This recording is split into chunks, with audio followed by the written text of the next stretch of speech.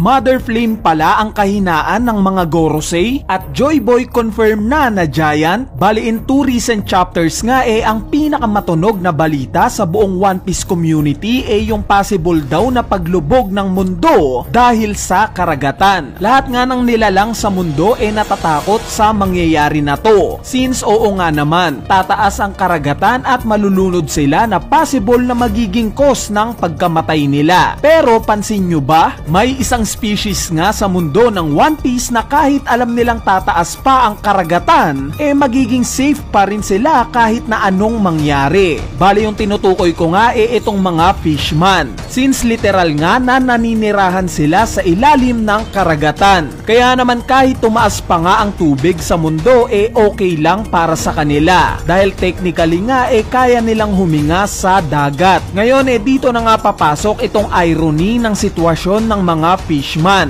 Dahil all throughout nga sa kwento netong One Piece sila ang pinaka naaapektuhan ng diskriminasyon. Itong mga fishman nga ang paboritong slaves ng mga celestial dragons. Sila rin ang lumalaban para sa pagiging patas ng lahat ng race sa mundo. Nakita nga natin yan sa kwento nila Queen Otohime at Fisher Tiger. So yung fact nga na kapag nagkaroon ng Great Flood at sila lang ang possible na makakaligtas, ang ironic lang neto sa part ng pagdidiscriminate sa kanila. At speaking of Queen Otohime, napag-usapan nga natin siya sa last video natin. Although nagpakita nga ng kasamaan itong si Saint Mosgard sa mga fishman, to the point na tinitreten niya pa ang mga ito sa teritoryo nila, hindi nga gumante itong si Queen Otohime. Bagkos ang ginanti nga lang niya dito pawang kabutihan lang. Siya nga ang pumrotekta kay Saint Mosgard na makaalis ng ligtas sa Fishman Island. In fact, hinatid niya pa ito papunta sa itaas. Bali ano ba yung pinopoint natin dito? So itong example nga na to ni Queen Otohime na kapag binato ka ng bato, batuhin mo ng tinapay, ang maaaring magiging sitwasyon din netong mga fishman pagdating ng Great Flood. Kumbaga sila ang tampulan ng diskriminasyon sa ilang daang taon ng history. Pero kapag dumating na nga ang malakihang baha sa mundo, gaya ni Queen Otohime na mabilis na napatawad itong si Saint Mosgard,